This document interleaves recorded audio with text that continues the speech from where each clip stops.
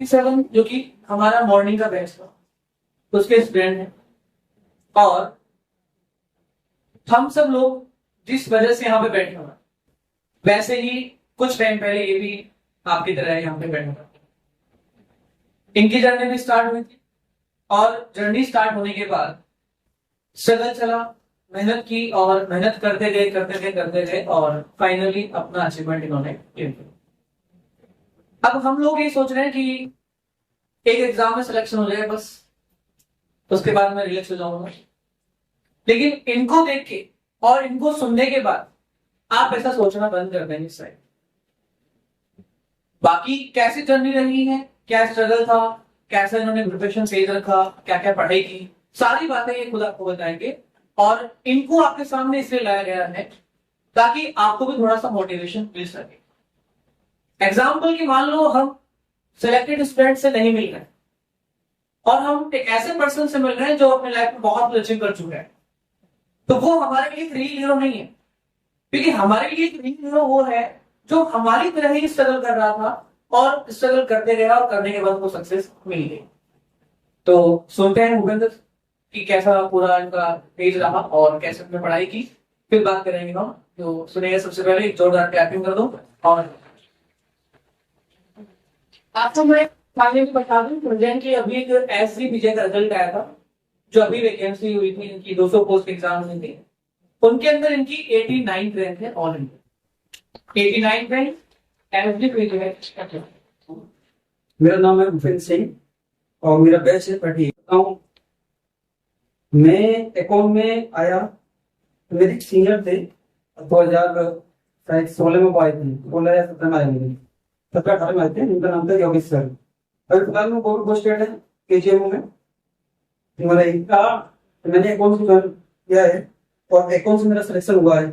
और तुम भी जाओ और अकाउंट में क्लास लेना और सर से मिलना। और एक्चुअली तो यह प्रिंस सर के बारे में बोला तो प्रिंस सर से गाइडेंस लेते रहना। प्रिंस सर के बारे में बताया जाता है कि हम भी कहते हैं, हमारे क्लास में सभी लोग कहते हैं, हम उपाधि देते हैं सर को, ब्रह्मा जी की उपाधि देते हैं। तो मैं आया, मैंने यहाँ पे उनसे गाइडेंस किया अपने सीनियर से। उसके बाद मैं यहाँ आ गया अकाउंट में। अकाउंट में मैंने अपना एडमिशन कराया और एडमिशन के बाद मैंने अपनी यहाँ से जर्नी स्टार्ट और जर्नी स्टार्ट जो हुई थी, तो फाइनली जब मैं कोचिंग टाइम पे था, कोचिंग टाइम पे जब क्लासेस चल रही हैं तो ओनली मेरा एक वो था फोकस कि मुझे बस जो है ना बोर्ड पे इतना मेहनत बना के रखनी है कि मुझे बोर्ड का बस इतना रहना चाहिए कि जब भी मैं सोचूं उस लेक्चर के बारे में मुझे ये पता रहे कि सर ने कॉर्नर पे क्या लिखा था। मेरा फोकस सब ये रहता था कि तुम्हें इतनी इमेज तुम्हारी इतनी कहते हैं ना, भूल जाओगे रखने वाली चीजों को, पर लेकिन आंखों से देखी हुई चीज नहीं भूल पाओगे। क्योंकि आंखों की जो इमेज बनती है वो ऐसी छप जाती है तुम्हारे सामने, तो तुम्हें जब भी तुम पढ़ोगे तो तुम जब भी रिवाइज करोगे तुम्हारे सामने वो चीज हो जाएगी, सर ने कॉर्नर पे ये चीज समझाई थी। और जैसे कहते हैं कोई डायलॉग भी मारा सर ने, तो तुम्हें ये पता चल कि सर ने इस समय पे ये डायलॉग मारा था। तो इतना तुम्हारा फोकस होना चाहिए बस बोर्ड पे। तुम सर इतना बोर्ड पे देखो सर ने कहाँ पे क्या लिख रहे हैं, इतना मेरा फोकस था। उसके बाद धीरे धीरे चलता रहा, मेरा बैच खत्म हुआ और बैच खत्म होने के बाद अब सब कुछ जिम्मेदारी सेट हो गई। और फिर मैंने क्या किया कि खुद से पढ़ना स्टार्ट किया। और खुद से क्या रिवाइज क्या होता है, रिवाइज अपने ऊपर होता है कैसे करना है। रिवाइज होता है जैसे कि एक तो होता है रैपिडली रिवाइज, जो सर बताते हैं कि रैपिडली रिवाइज करना होता है। एक होता है अपना खुद से डीपली रिवाइज।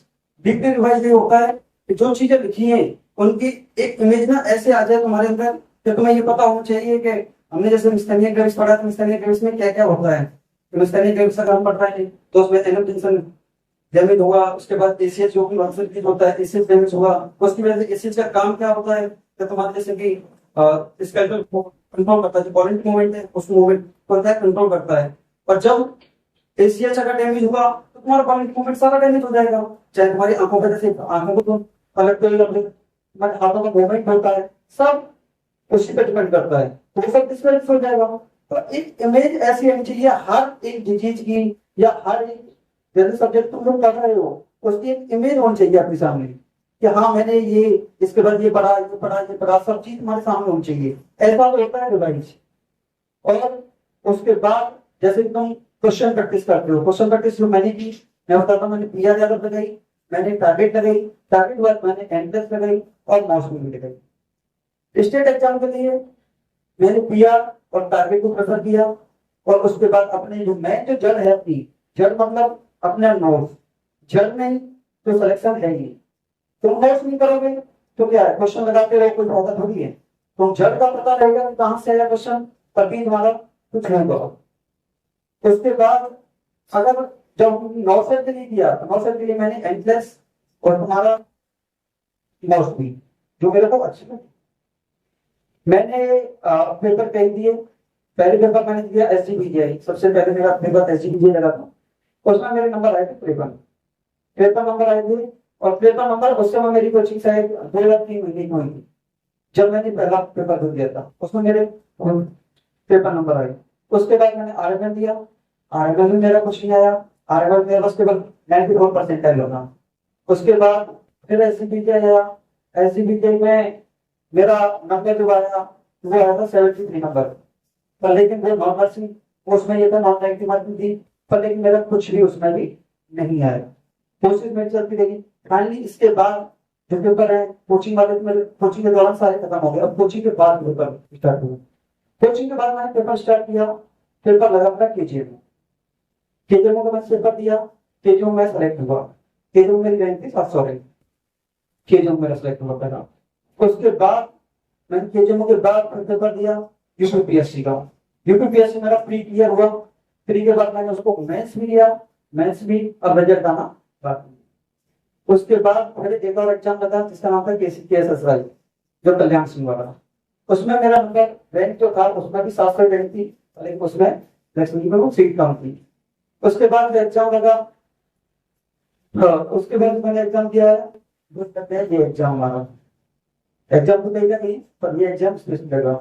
इसमें जो मेरा रैंक रहा एसजीपीजे, एक था कि मेरे को एक दिमाग में नहीं चल रहा था कि कोई बड़ी वैकेंसी की कोई आ जाए मेरे सामने और मैं उसमें तो शायद मेरा जल्द सिलेक्शन हो जाए, पर इस वैकेंसी में मार्क्स शीट थी 230, और 230 बहुत कम है, इतनी भी ज्यादा नहीं, बहुत कम है।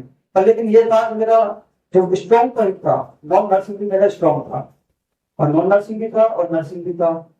तो मैंने जब ये पेपर दिया, आज तो ठीक है, हाँ मेरे को बस एक ही चीज लेके गया था मैं, कि मुझे मतलब नहीं किसी से कि क्या होगा, मेरे को इतना पता है कि मैंने इतनी मेहनत करके आया कि मैं किसी का हो या ना हो मेरा होगा, कि मैंने उस तरीके से तैयारी की।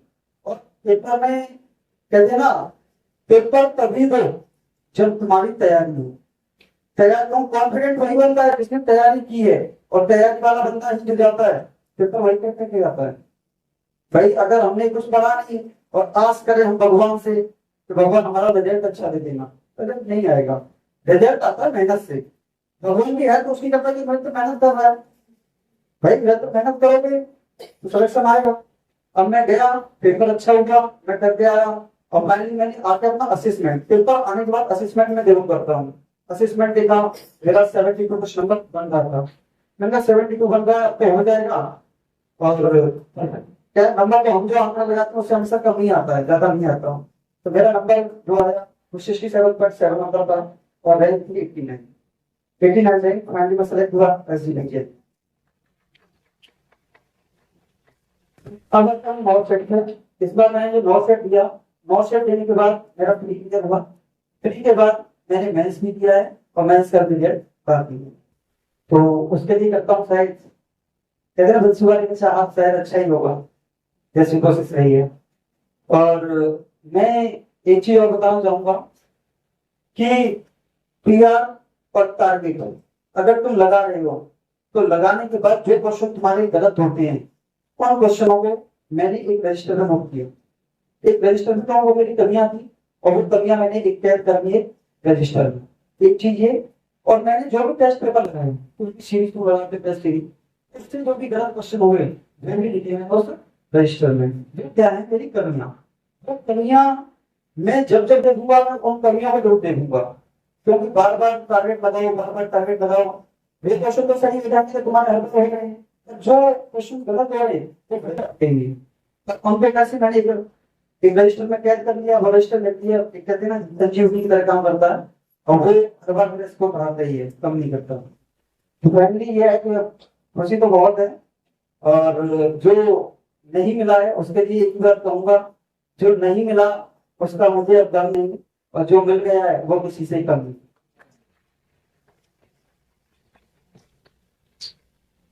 क्या बोलना चाहिए एग्जाम के बारे में मैं इतना ही कहूंगा कि जैसा सुना था मैंने वैसा ही मैंने पाया। कि कहते हैं मेरे सीनियर ने बताया कि कौन अच्छी कोचिंग है और तू यहाँ से कोचिंग कर। मैंने कोचिंग दिया, जैसे उन्होंने सिलेक्शन पाया वैसे मैंने पाया। तो मैं तो ये कहूंगा कि मेरे लिए अगर कोई बेस्ट कोचिंग है वो है कौन है, उसके अलावा कोई। मेरा एक था कि आपने केजीएम भी दिया और केजीएम में आपने ज्वाइन नहीं किया, तो क्या अंदर से डर नहीं लगा कि एक एग्जाम निकल गया और मैं ज्वाइन कर? सर एक तरफ तो होता है डर, और एक तरफ ये था कि अपना विश्वास, कि अगर तुम कोई एग्जाम निकाल रहे हो तो तुम्हें विश्वास इतना भी हो रहा है कि आगे भी निकलेंगे, जब जितना पाया है तो आगे भी पाओगे। और तो मैंने कहा, उसके बाद मैंने एक आज एक बार 900 का अगर हो जाता है तो कहते हैं ना कि मुकाम है, बड़ी चीज है, डगर बड़ी है, उसको पाना मुश्किल है, तो लेकिन इतना मुश्किल नहीं कि हम नहीं करें, कोशिश तो कर सकते हैं। कोशिश की हमारे साथ, तो मैंने उस वजह से वो पेपर मेरा रहा। उसके बाद मैंने अब फिर से एसजीपीटी मिल गया, और आगे भी अभी मेरा डीएसएस का रिजल्ट बाकी है, यूपीएससी का बाकी है, नौशेद मैथ्स भी बाकी है, इनका रिजल्ट आना बाकी है, शायद हो तो उसमें भी होगा। आपने देखा कि मल्टीपल एग्जाम, हम कल ही साइंस टॉपिक पे बात कर रहे थे कि आप एक एग्जाम निकाल लेते हैं, उसके बाद आप दूसरा एग्जाम दोगे, एग्जाम निकल जाएंगे। और सबसे बड़ी बात ये है कि जैसे ही एक एग्जाम हमारा निकल जाता तो हमें लगता है कि इस एग्जाम को ज्वाइन कर लेता हूँ, आगे मुझे भी नहीं पता क्या होगा, एग्जाम निकलेंगे या नहीं निकलेंगे, या निकलेंगे तो कैसे नंबर से निकलेंगे। लेकिन एक कॉन्फिडेंस दे कि केजीएम का एग्जाम निकल गया है। और केजीएम का एग्जाम निकलने के बाद जब मैंने ये चीज सुनी इनसे कि मैंने सर केजीएम में ज्वाइन नहीं किया, तो मैं भी थोड़ी देर के लिए शॉक था कि ऐसा क्यों, क्योंकि सबके दिमाग में आता है कि पहले एग्जाम निकली और एग्जाम निकलने के बाद मैं उसको छोड़ रहा हूं, मैं जा ही नहीं रहा, मैं ज्वाइन ही नहीं कर रहा, क्योंकि हम सब लोग इसीलिए बैठे यहाँ पे कि हमारा एग्जाम निकल जाए, और जैसे एग्जाम निकलेगा हम तो तुरंत ज्वाइन करेंगे, सिंपल सी बात। और इनका एग्जाम निकला, इन्होंने ज्वाइन नहीं किया, तो मैं थोड़ी देर के लिए शॉक हो गया कि ऐसा क्यों। मेरे मन में क्वेश्चन आया कि मैं एक बार पूछता हूँ इनसे, ऐसा इन्होंने क्यों किया। तो इनका एक आंसर आया कि सर अपने आप में कॉन्फिडेंस था कि एक एग्जाम निकल गया तो डेफिनेटली मेरा अगला एग्जाम भी निकलेगा, चाहे मुझे इसके लिए कितनी मेहनत क्यों ना करनी पड़े। पर आप खुद देखिए कि यूपीएससी प्री निकला, मेंस इन्होंने दे दिया है, नॉर्थ प्री निकला, मेंस इन्होंने दे दिया है, केजीएम भी उनका कंप्लीट हो चुका था, उन्होंने इनको छोड़ दिया है, तो इन्होंने ज्वाइन नहीं किया उसको। एसजीपीटी इन्होंने 89 रैंक के साथ में क्रैक कर लिया है। तो एक लगातार एग्जाम पे एग्जाम क्रैक करना, और डीएसएस भी, क्योंकि इन्होंने अभी बोला कि इनका नॉन नर्सिंग पार्ट थोड़ा अच्छा है, तो मुझे लगता है कि वो अच्छा है तो डीएसएस में भी इनका डेफिनेटली क्रैक होगा।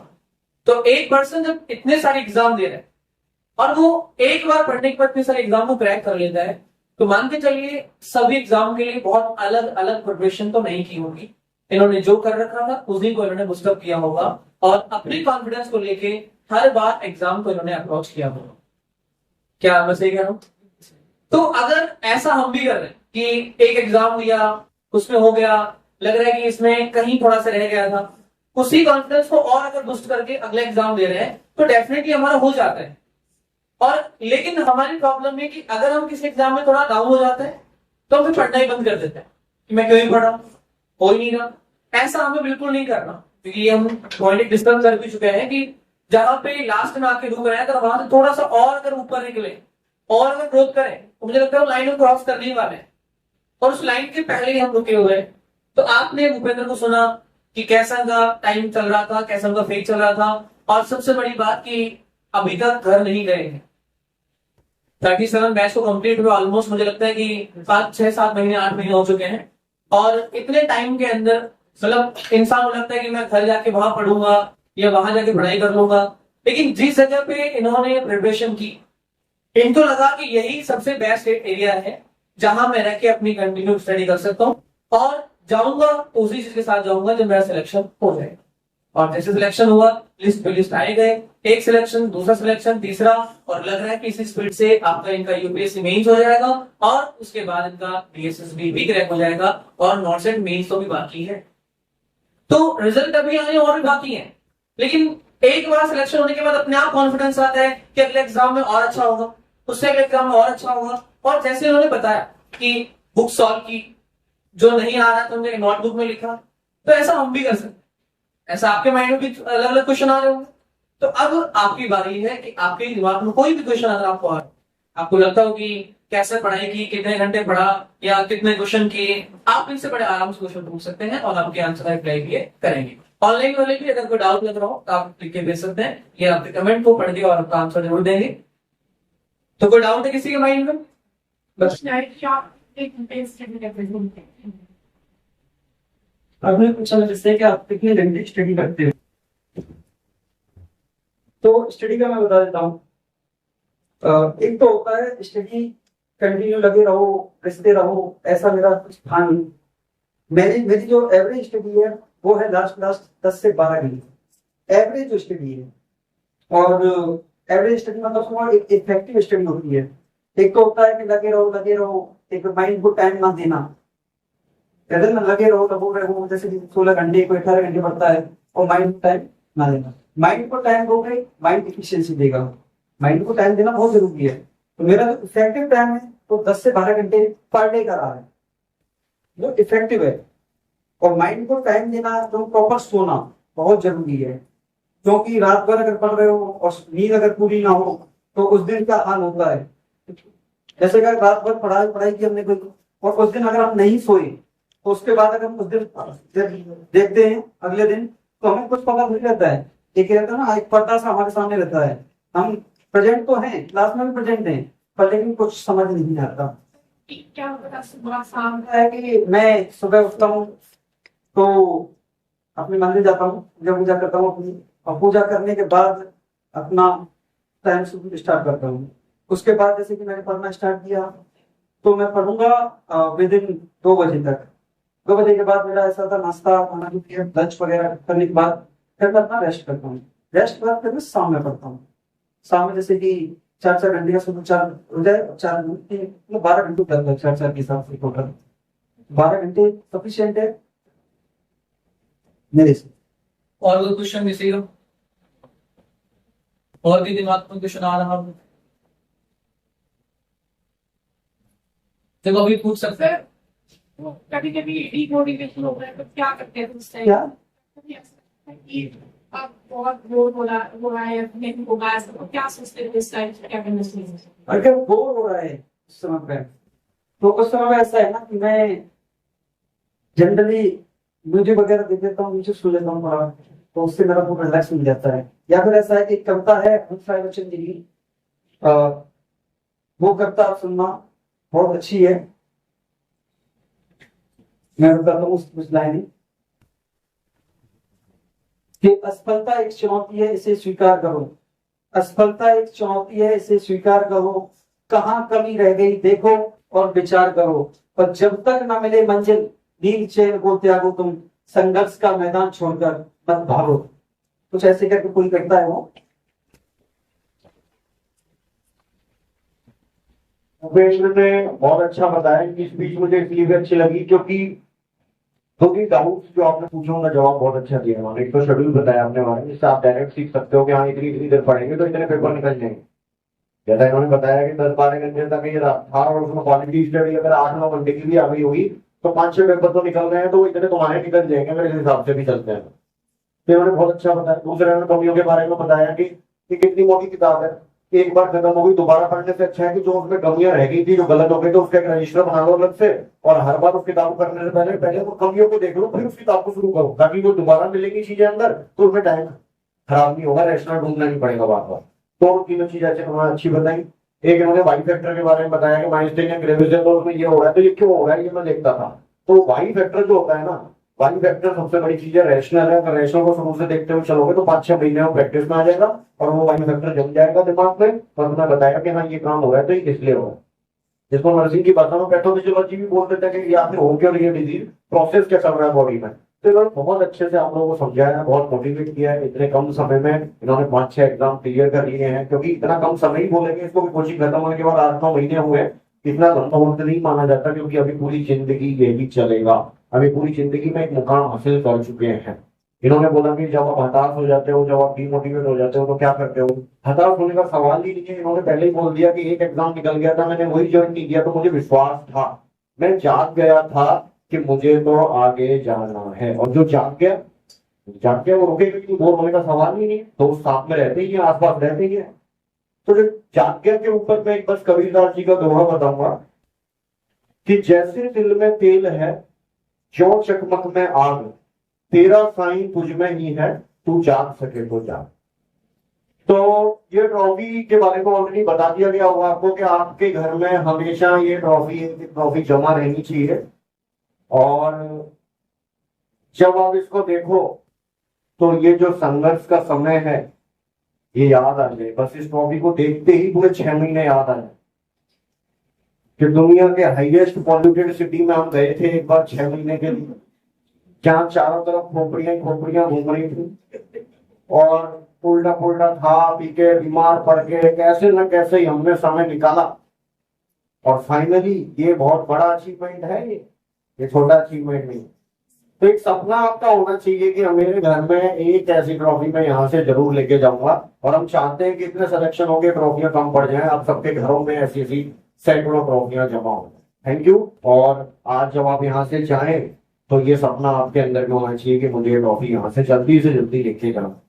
बहुत सारे स्टूडेंट जो नए बैच के होते हैं, जो जैसे 2-4 पहाड़ी आते हैं ना, हिमाचल उत्तराखंड, वो लोग यहाँ एक दिन मुश्किल से काटते हैं। मैं देखता हूँ यहाँ पे, है ना, बस ये क्या पीजी, क्या रहे, कैसा अशोकनगर, क्या होगा यहाँ, और मेरी कोचिंग खत्म हो जाए मैं भागूं।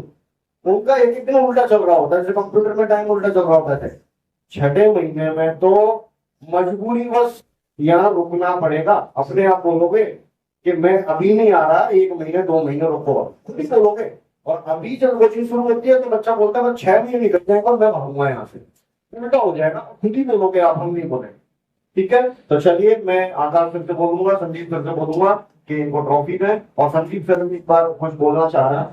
यहाँ पर खड़ा होना तो छोटी बात नहीं है, ठीक है। सबका सपना होता है यहाँ पर, हम लोग भी कभी ऐसे ही बैठते थे, ठीक है, और यहीं से उठ के आज यहाँ पर आए, ठीक है। और सक्सेस की सबसे इम्पोर्टेंट चीज, अगर सक्सेस चाहिए तो मैं डे 1 पे जब आप अकाउंट में आए थे उस पहले दिन जो मेरा मोटिवेशन था, उसमें एक चीज मैंने हमेशा बनाई थी कि देखो सक्सेस तो इस यहाँ पर जो इन हॉल में आ गया, सक्सेस तो उनको श्योर है, और ये हमारा वादा, सक्सेस तो हम दिलाएंगे, ठीक है। बस फर्क इतना है कि किसी को थोड़ी जल्दी मिलेगी, किसी को थोड़ी लेट मिलेगी, वो डिपेंड करता है आपकी मेहनत पर, ठीक है। और मेहनत करने के लिए सबसे इंपॉर्टेंट चीज है कंटिन्यूटी और कंसिस्टेंसी। जो इंसान यहाँ से जाने के बाद और यहाँ मैं कहूँ यहाँ ज्वाइन करने के बाद अगर कंसिस्टेंसी अपनी मेंटेन करता है, ठीक है, ये नहीं कि 6 घंटे कोचिंग कर लिया और जाके सो गए कि आज का तो हो गया 6 घंटे पढ़ लिया, ऐसा नहीं होता है, ठीक है। यहाँ से जाने के बाद आपको अपना पूरा रिवाइज भी करना होता है, और ये शेड्यूल डे 1 से लेके और जब तक सिलेक्शन नहीं होता तब तक फॉलो करना होता है। और ये ऐसा नहीं है कि 2 साल नहीं होगा, ऐसा कुछ नहीं होता है। 6 से 7 महीने में अगर ये शेड्यूल फॉलो करते हो, ये लिखवा के ले लो, उसका सिलेक्शन निश्चित है, ठीक है। तो कंटिन्यूटी कभी भी नहीं तोड़नी होती है, continuity is the key of success.